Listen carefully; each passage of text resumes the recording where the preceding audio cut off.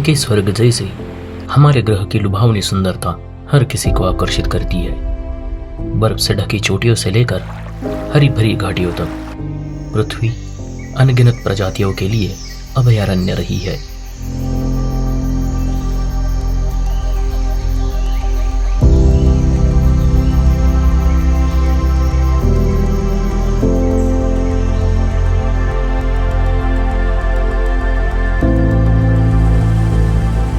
यह हमारी दुनिया है, हमारी जमीन है, हमारा घर है।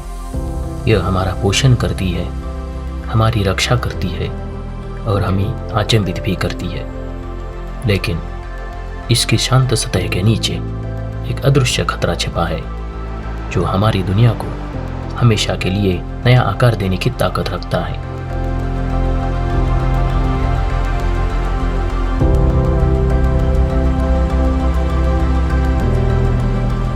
जैसे जैसे सभ्यता फल फूल रही है, प्रगति के लिए हमारी अतृप्त भूख की भारी कीमत चुकानी पड़ी है। हमने घटनाओं की एक चेन शुरू कर दी है जो हमारे अस्तित्व के ढांचे को बदल रही है।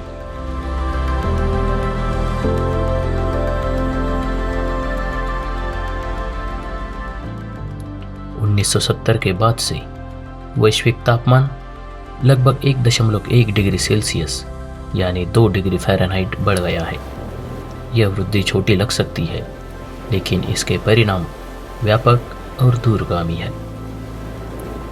पिछले 50 वर्षों में हमने असाधारण रूप से गर्म वर्षों की एक चेन का अनुभव किया है।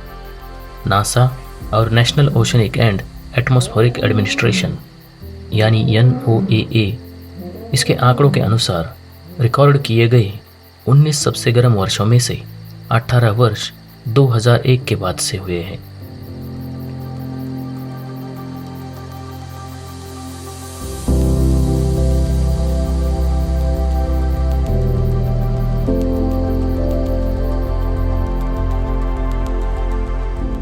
उपरोक्त एनिमेशन वैश्विक सतह तापमान में परिवर्तन को दर्शाता है। गहरा नीला क्षेत्र औसत से अधिक ठंडा दिखाता है। गहरा लाल साधारण से अधिक गर्म क्षेत्रों को दर्शाता है।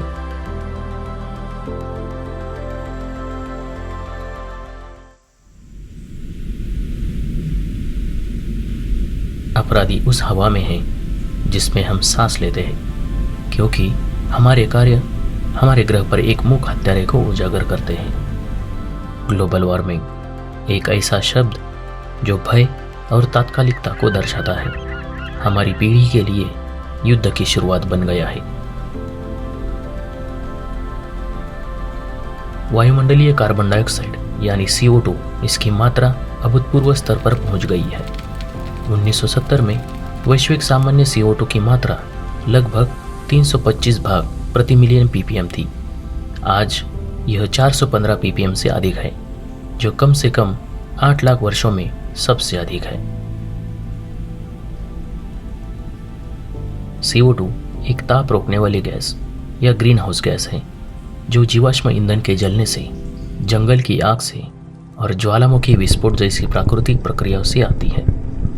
पहला ग्राफ हाल के कुछ सालों में हवाई के मौना लोआ वेधशाला में पाया गया वायुमंडलीय कार्बन डाइऑक्साइड स्तर दिखाता है। औद्योगिक युग की शुरुआत के बाद से मानवीय गतिविधियों ने वायुमंडलीय CO2 को 50% तक बढ़ा दिया है, जिसका अर्थ है कि हाल के CO2 की मात्रा 1750 में जितनी थी उससे 150% ज़्यादा है। यह 20,000 वर्ष पहले हिमयुग का जब अंत हुआ तब स्वाभाविक रूप से वायुमंडलीय CO2 की मात्रा जितनी थी उससे कहीं अधिक है। यह सिर्फ कार्बन डाइऑक्साइड नहीं है, मीथेन यानी CH4 और नाइट्रस ऑक्साइड यानी N2 ग्लोबल वार्मिंग में योगदान देने वाली शक्तिशाली ग्रीनहाउस गैसें हैं। 1970 के बाद से मीथेन में 150% और नाइट्रस ऑक्साइड में लगभग 20% की वृद्धि हुई है। मीथेन एक शक्तिशाली ग्रीनहाउस गैस है और कार्बन डाइऑक्साइड के बाद ग्लोबल वार्मिंग में दूसरा सबसे बड़ा योगदान करता है। मीथेन का एक अणु CO2 के एक अणु की तुलना में अधिक गर्मी सोखता है, लेकिन मीथेन का वायुमंडल में जीवन काल सिर्फ 7 से 12 वर्ष तक है। जबकि CO2 सैकड़ों साल या उससे अधिक समय तक बना रहता है। मीथेन का उत्सर्जन प्राकृतिक स्रोत और मानवीय गतिविधियां दोनों से होता है। आज के मीथेन उत्सर्जन का अनुमानित 60% उत्सर्जन मानवीय गतिविधियों का परिणाम है।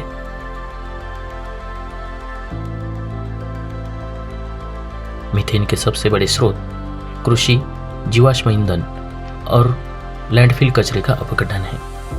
प्राकृतिक प्रक्रियाओं से 40% मीथेन उत्सर्जन होता है, जिसमें आर्द्र भूमि सबसे बड़ा प्राकृतिक स्रोत है।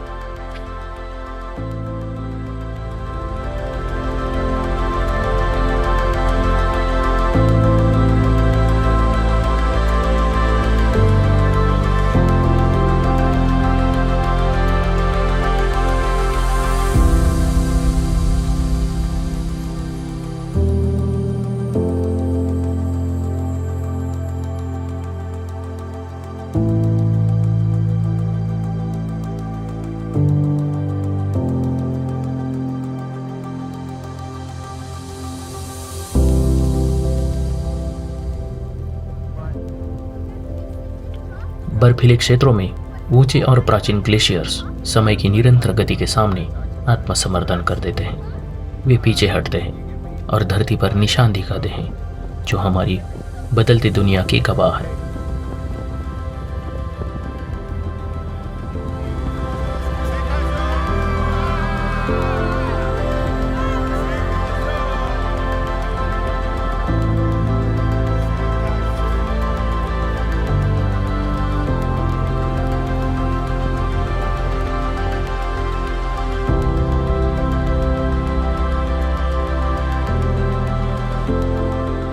पिछले 5 दशकों में ग्लेशियर्स और बर्फ की चादरों के पिघलने और गर्म होने के कारण समुद्र का स्तर लगातार बढ़ रहा है। 1970 के बाद से समुद्र का स्तर लगभग 20 सेंटीमीटर यानी 8 इंच तक बढ़ गया है, जिससे तटीय समुदायों और पारिस्थितिक तंत्र को खतरा है। समुद्र के स्तर में वृद्धि की दर तेज हो रही है। 1990 के दशक में औसत वार्षिक वृद्धि लगभग 1.4 मिलीमीटर यानी 0.05 इंच थी। 2010 तक यह दर लगभग दोगुना होकर लगभग 3.6 मिलीमीटर यानी 0.14 इंच प्रति वर्ष हो गया था।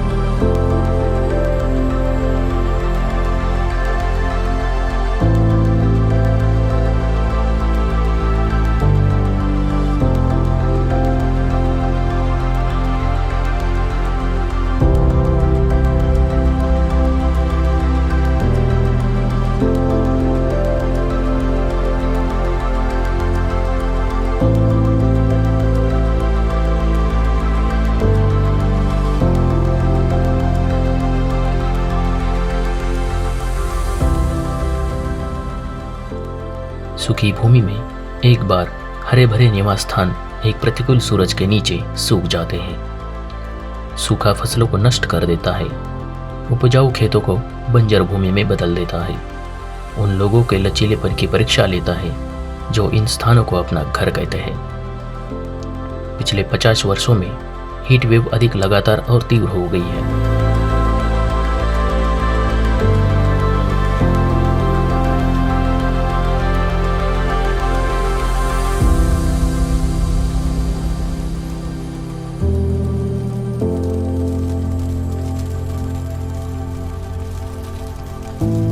अग्नि विनाश का एजेंट दुनिया भर में अपनी उग्र उंगलियां फैलाती है।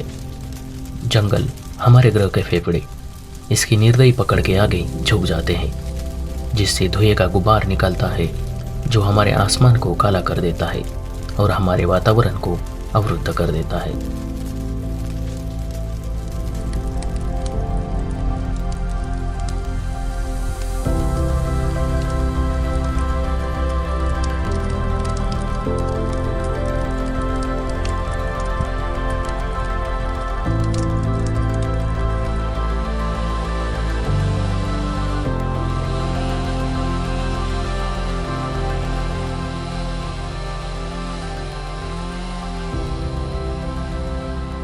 1970 के बाद से हमने प्राकृतिक वनों का एक महत्वपूर्ण हिस्सा खोया है और मुख्य रूप से इसका कारण है कृषि और शहरीकरण के लिए वनों की कटाई। अनुमान है कि पिछले 50 वर्षों में लगभग 420 मिलियन हेक्टेयर जंगल साफ कर दिए गए हैं। ये बढ़ते हुए आंकड़े हमें धीरे धीरे विनाश की ओर ले जा रहे हैं और जब प्रकृति अपना प्रकोप प्रकट करती है तो परिणाम विनाशकारी होते हैं।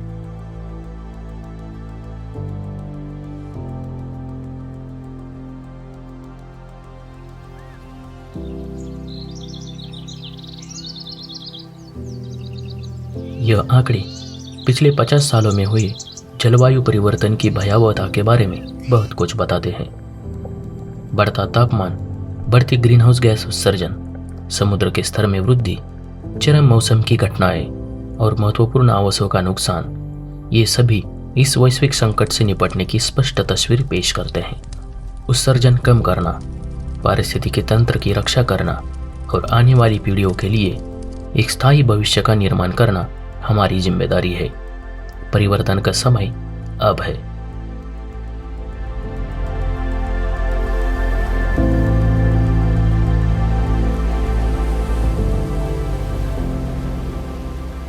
यह एक ऐसी लड़ाई है जो सीमाओं और विचारधाराओं से ऊपर उठकर एकता की मांग करती है। यह एक ऐसी लड़ाई है जिसे हम में से हर एक को अपनाना चाहिए, क्योंकि हम सभी ब्रह्मांड में फैले इस नाजुक नीले क्षेत्र के निवासी हैं। चुनाव हमारा है। क्या हम समय के गलियारों में गूंजती चेतावनियां पर ध्यान देंगे?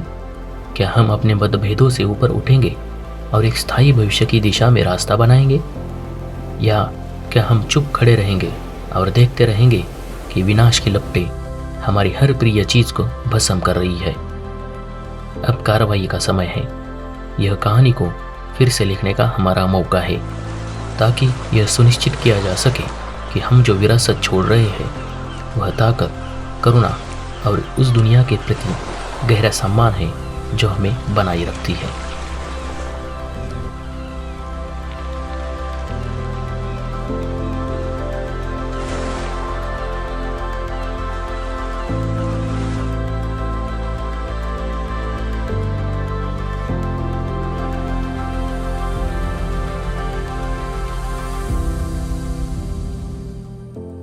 हमारी दुनिया का भाग्य हमारे हाथों में है। आइए हम इस यात्रा को साहस, दृढ़ संकल्प और उस ग्रह के प्रति गहन प्रेम के साथ शुरू करें जिसे हम अपना घर कहते हैं। साथ मिलकर हम एक ऐसा भविष्य बना सकते हैं जहां ग्लोबल वार्मिंग के घाव ठीक हो जाएं, जहां प्रकृति फले फूले और जहां मानवता शक्ति के प्रमाण के रूप में खड़ी हो।